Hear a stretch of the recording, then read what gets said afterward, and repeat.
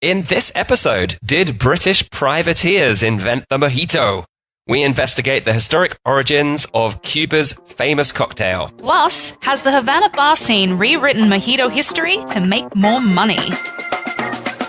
Welcome to The Dish, the show that uncovers the stories behind the world's most famous dishes. We are your hosts, Tomo and Megsy from foodfuntravel.com.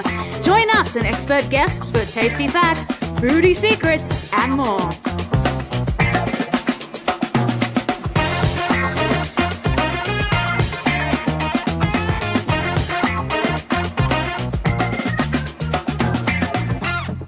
All right, welcome to another episode of The Dish. This is part one of our Cuban cocktails episode. We are talking about two of the most famous cocktails that have come out of Cuba, the mojito and the daiquiri. Yum, yum, yum, yum, yum. Which is your favorite? Yum, yum. Mojito. Ah, I see. Mine's the daiquiri, although, to be fair, it only became my favorite after drinking a daiquiri at a specific restaurant I remember that day. in Cuba, which was amazing. I never tasted anything like it. We just kept ordering more and more because we're like, well, if we go, we're never going to come back to this restaurant again, so we just need to make the most of being here right now. Yeah, we had plans for that afternoon. And then Never happened. after drinking that daiquiri, I went, I can't leave here without having more of these. It was like $1.50 for a daiquiri, and it's They the were best. very good. And then every round that came out, I think we had 3 or 4 each.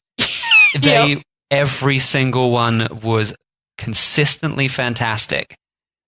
Very impressed. I think we were almost like, okay, if the next one comes out and it's crap, then we're leaving. And then it wasn't. We're like, well, looks like we're staying. So I'm sure we'll list that restaurant. Well, it will be listed in the show notes for this episode at foodfuntravel.com/Cuban drinks, where you can read up on the two cocktails we'll be discussing split over this episode and the next one, as well as find out about a whole bunch of other Cuban cocktails and even some of their non-alcoholic beverages as well.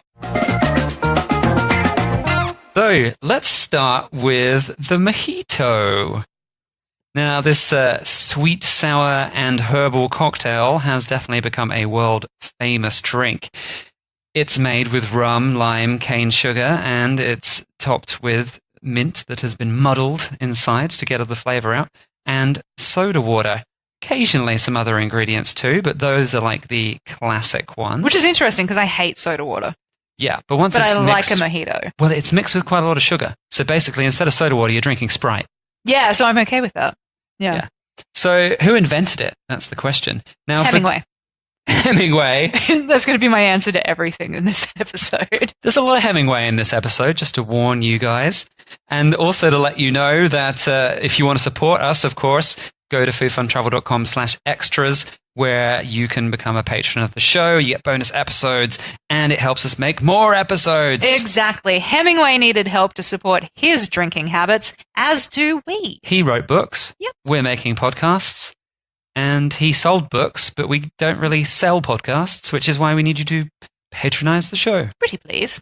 If you could. Or at least leave us a 5-star review, or tell your friends about the show. Yeah. foodfuntravel.com/thedish, or Even just your mum. search. Tell your mum. Yeah, maybe your mum will like it. I mean, Yeah.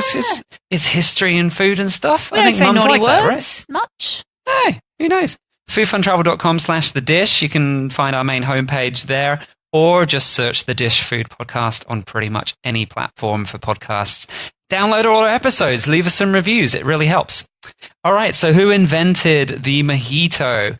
Well, for most tourists who visit Cuba, the infamous, I'm going to say infamous, I think it's infamous, Bodeguita del Medio bar in Old Havana, they make claim to have invented the mojito.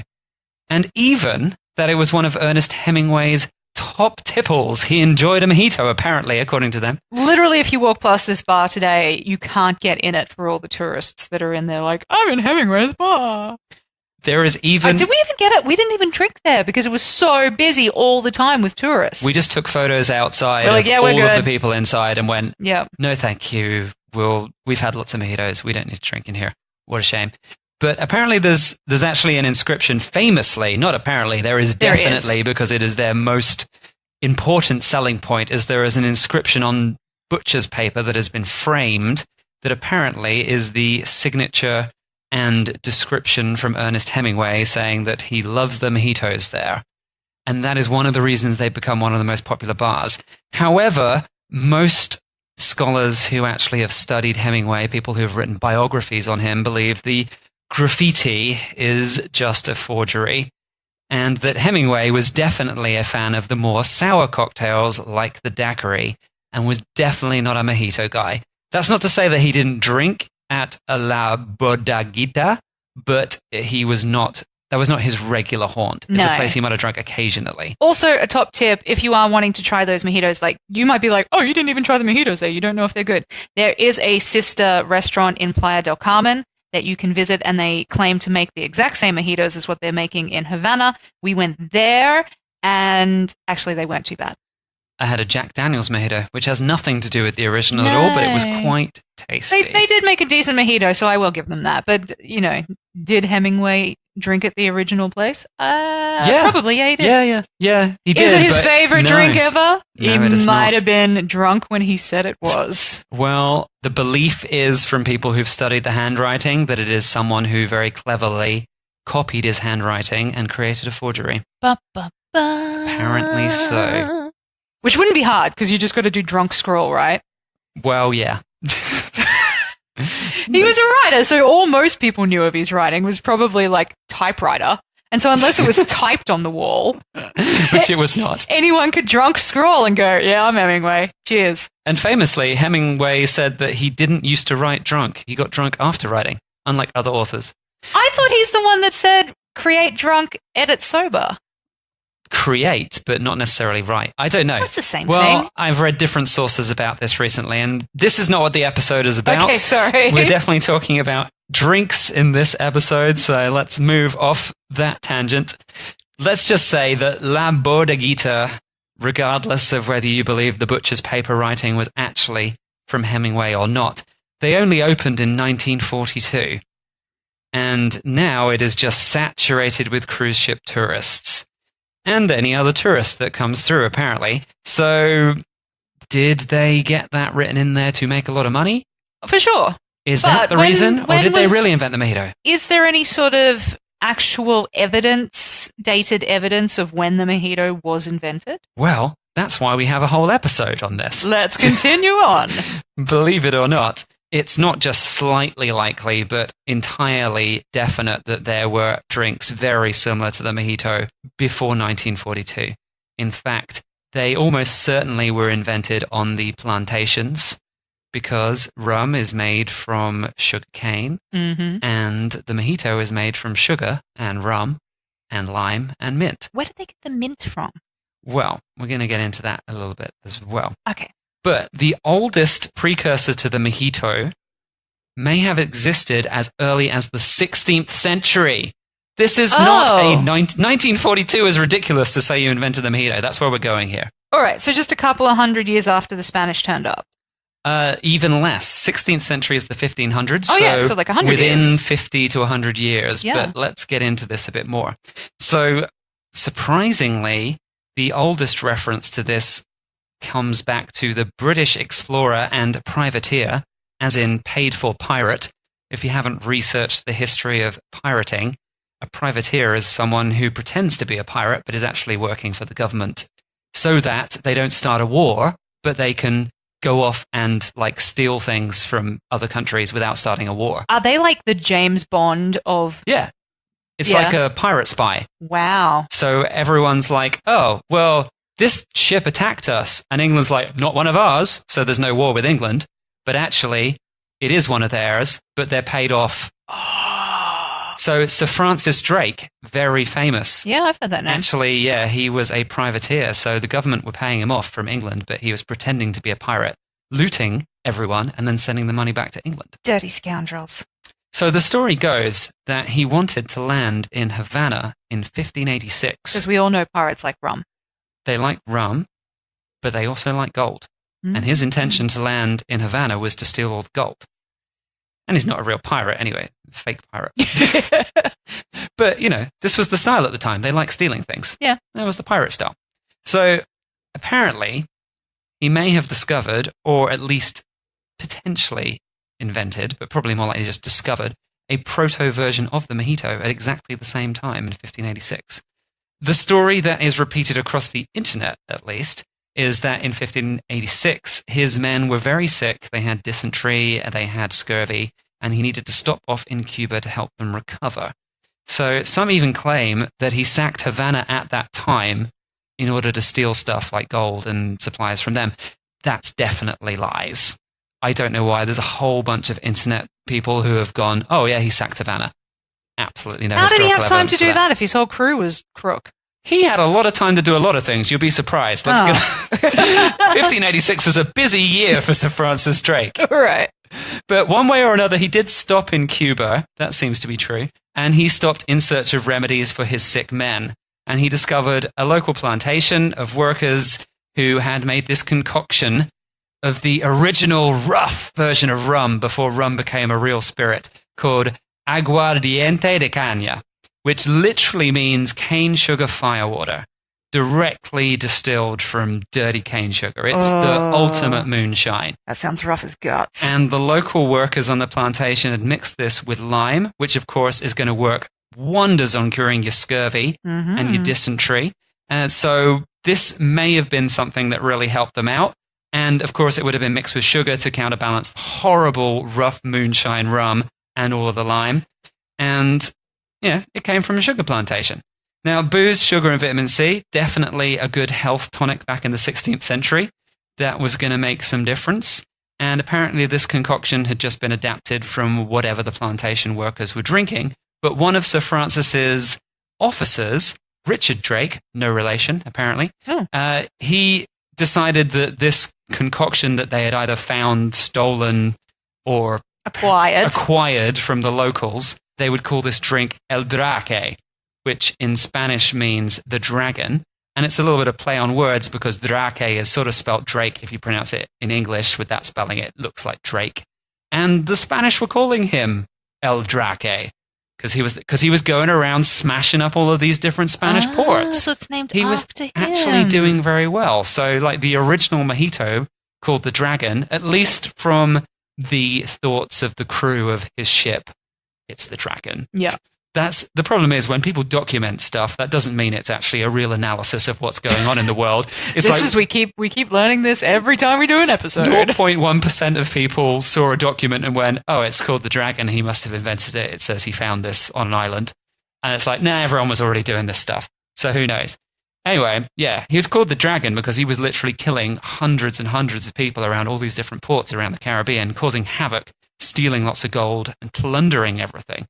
But, all right, so that's the main internet story. Okay. That's something that if you look around for a little bit, you're going to find most of that basic information.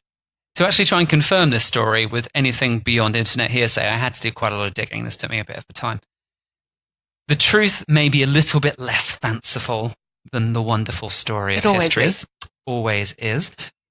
So firstly, the earliest documentation of distilling sugarcane is from 1552 in Brazil.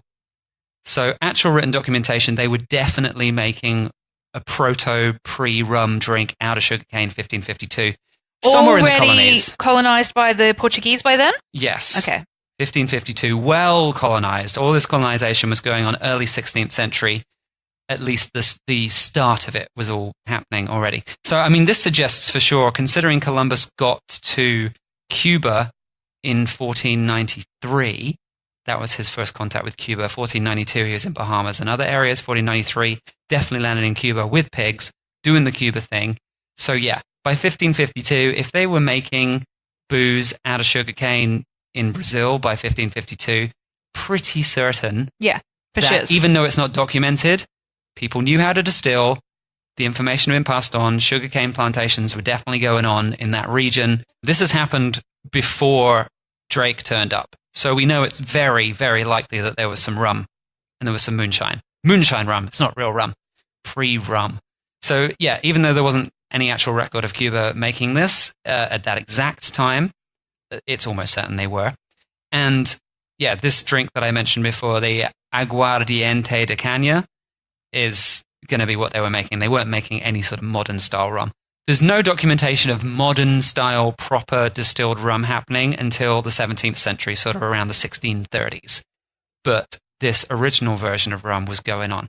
Now, the timeline regarding Drake actually visiting Cuba is well documented. Oh, sorry. Every time you say Drake, I just imagine the singer. Like his face just pops into my head. Who is Drake? I don't know. I'm too old to actually know his. Is this an Australian singer? No, he's not. I don't know. He's like I don't know. I've seen him in memes and stuff. This is just showing how old I am right now. I have no idea who Drake is, but I know what he looks like. So every time you say it, his face just like pops up. Cool. Anyone out there who knows where he is or who he is, that's fantastic. Too many memes involving him have come through my Facebook feed at some point, and I just Drake's head. Don't even know what the rest of his body looks like. Just his head keeps popping into my vision. Tweet us a meme at Food Fun Travel of Drake, because I don't know who this is, and we'll take a look at that. 35, so old. So old. So, Drake definitely visited Cuba. Now, I found some good sources, because a lot of this has been just random internet hearsay, but I checked out the Almanac of American Military History. Oh, that sounds interesting. Is so old school that it's not even a text document. It is a PDF that you can't even... I had to read through the whole PDF because you can't even search it because it's like been photocopied in. It's been scanned in from an actual book. I mean, that doesn't prove that it's definitely true, but you'd assume the Almanac of American Military History is written by someone boring enough to have actually done their due diligence. Yeah, fair call. I hope. But it took me ages to find this. Everything else is just hearsay. But, all right, this gives an actual account, which, of course, they would have been... Any English military vessel, even a privateer, would have been doing specific journals and accounts of every detail that happened. And this is a very specific account. So on the 19th of February, 1586, Drake attacked Cartagena, Colombia. And they took Cartagena, Colombia. And there was a lot of plundering and stuff going on. And then they left. So, it probably got taken back. They literally just went in to take the money. Yeah, they just took the shit and went. Yeah, these were privateers. They weren't actually military organized. They were, just a bunch of ships acting like pirates. So they went and stole everything and then went, good luck, bye. So he was there for a few months. But it actually documents that he definitely left Cartagena on the 4th of May, 1586. But apparently it was because his men were really sick. So maybe north coast of Colombia, things weren't going so well, and they went, all right, let's leave, let's try and go somewhere else. Now, after that, there's no specific record in the Almanac, at least, or anywhere else that I could find that gives exact dates of where they were. But what it does say is they recorded that on the 29th of May, just a few weeks later, they tried to attack Havana, Cuba. And it also documents that on the 4th of May that they left for Cuba. He went, we're leaving for Cuba. That's it. Yeah. Nothing in between that I found specifically, but that might be because it's a military history, and so they don't discuss other boring details, but nor does anyone else, apparently. He tried to attack Havana on the 29th of May, and they fired a few cannonballs at the new military fortifications there and went, no way. There's no point trying to attack this. Havana had a solid military defense set up. By 1577, in fact, they had built one of the best forts in the whole of the Caribbean. So he just went, nah, waste of time, not going to do this. So then he headed off to St. Augustine in Florida, and on the 6th of June is documented that they attacked St. Augustine, and they took that eventually over a few days, plundered it, and then disappeared again, as they do. So it is almost certain at sometime in May 1568 that they would have landed somewhere on Cuba, because there's not, apart from Jamaica, there's not a lot of land between Cartagena and Cuba. As the crow flies, there's not a lot of places to stop. So if the men were sick and they left because the men were sick, they wanted to stop somewhere, and it would have probably been Cuba. Obviously not Havana. Some sources say they stopped in Havana to get supplies. It's like, no, they didn't. It was a Spanish port. They tried to attack it. No chance. No way in hell. Not going to happen. Heavily fortified. So they probably landed somewhere on the Cuban coast, which makes a lot of sense that then they would be close to one of the plantations, and they picked up some supplies, and they picked up some medicine, and they tried to fix up the men before. By the 6th of June, they were obviously fighting fit, so they obviously got healthy again. I mean, scurvy's pretty easy to fix. You drink some vitamin C and you're ready to go. So, I mean, yeah, they almost certainly landed on Cuba. It seems very likely given the timeline. And I mean, it totally makes sense. Anywhere but Havana, they could definitely just land and There wasn't loads of different fortifications at that point. No, certainly not. Havana was just a great port. Yeah. That's why they fortified it. Still is. So, did they discover or invent the health tonic?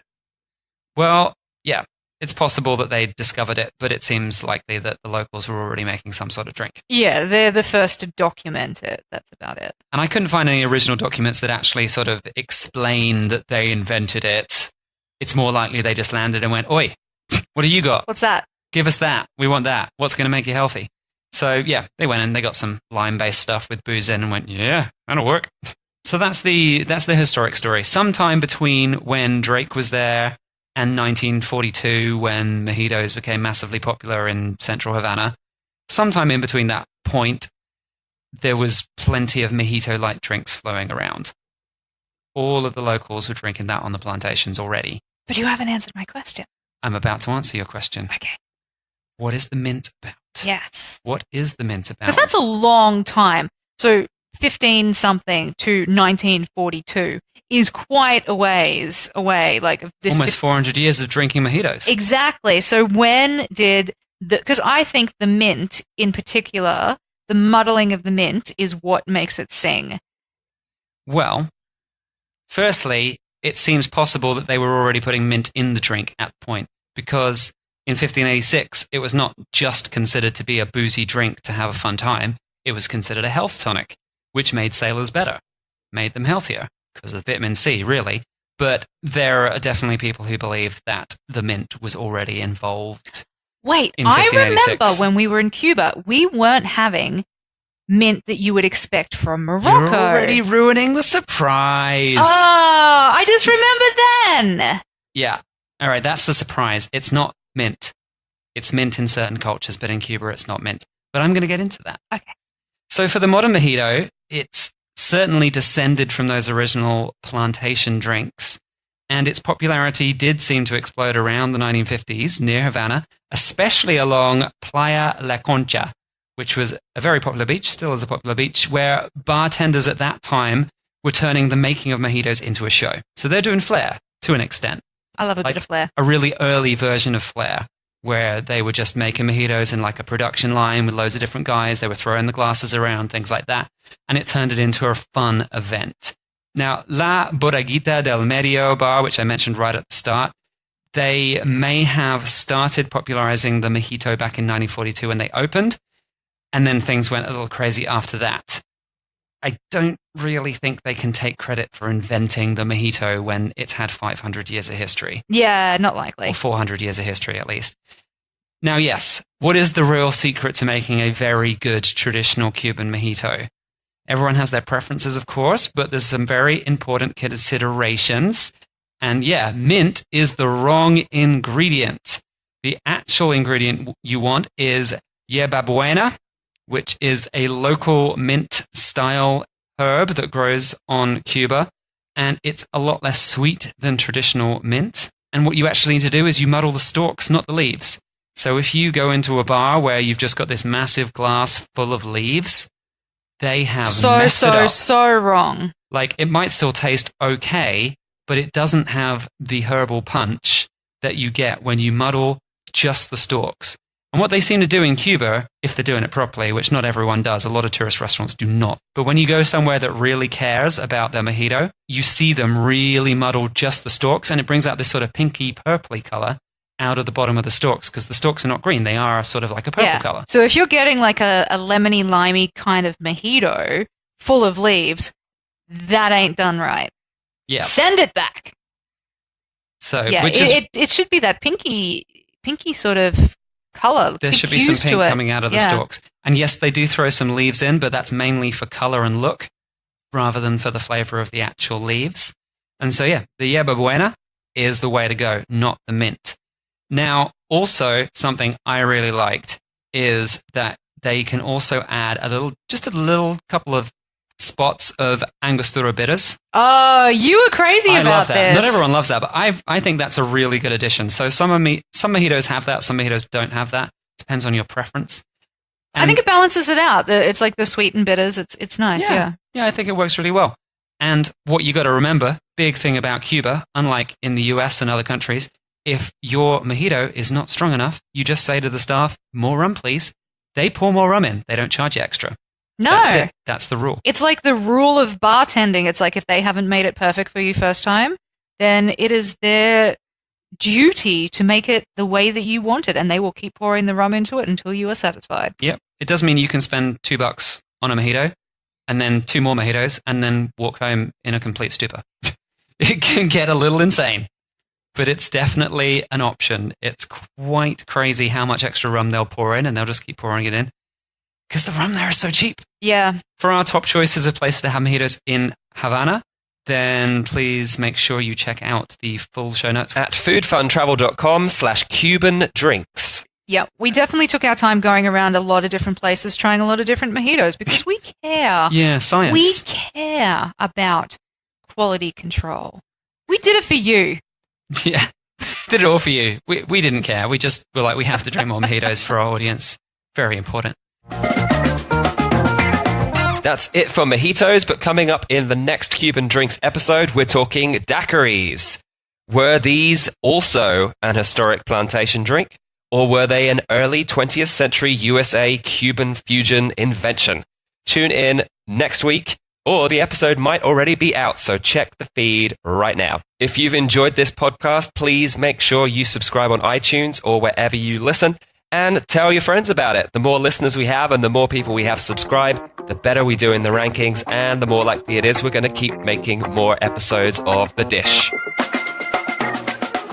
Thanks for listening to The Dish. Don't forget to subscribe and keep this podcast on the air by giving us a 5-star review on iTunes or wherever you listen. Also, come join our foodie community on Facebook in the Food Worth Travelling For Facebook group.